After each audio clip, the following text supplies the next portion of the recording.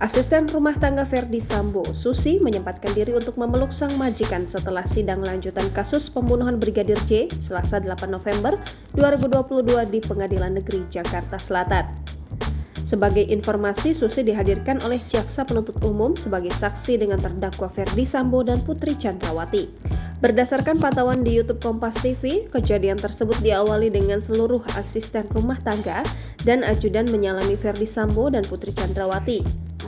Pada momen tersebut, Susi juga ikut menyalami Ferdy Sambo dan Putri Chandrawati. Bahkan Susi sempat bercengkrama sebentar dengan Putri Chandrawati, lalu di saat yang bersamaan, PC nampak menganggukkan kepala kepada Susi sembari tersenyum. Setelah itu, Ferdy Sambo yang akan keluar dari ruang sidang pun dihampiri oleh Susi. Kemudian Susi pun memeluk sang majikan dan dibalas dengan senyuman dari Ferdy Sambo. Pada saat yang bersamaan, Ferdy Sambo pun nampak menepuk kepala Susi dan mengelus punggung asisten rumah tangganya itu yang memperlihatkan gestur menguatkan. Setelah selesai dipeluk, Susi pun nampak menangis di hadapan Ferdy Sambo. Lalu Ferdy Sambo pun meninggalkan ruang sidang dengan dibarengi memakai pakaian tahanan berwarna merah.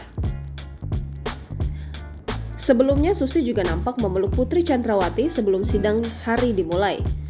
Pada saat itu, Susi langsung menghampiri PC dan memeluk sang majikannya itu.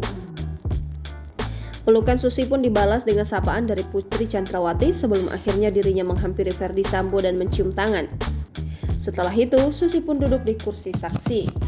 Ferdy Sambo dan sang istri pun juga sempat berpelukan setelah majelis hakim membuka sidang. Ferdy Sambo terlebih dahulu masuk ke ruang sidang lalu diperiksa identitasnya dan ditanya kondisi fisiknya oleh majelis hakim.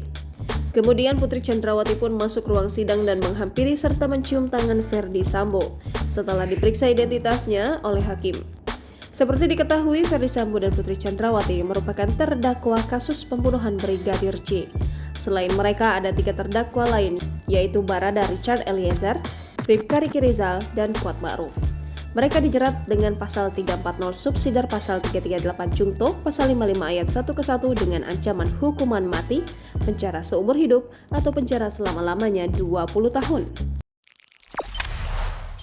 Jangan lupa subscribe, share, komen, dan like ya!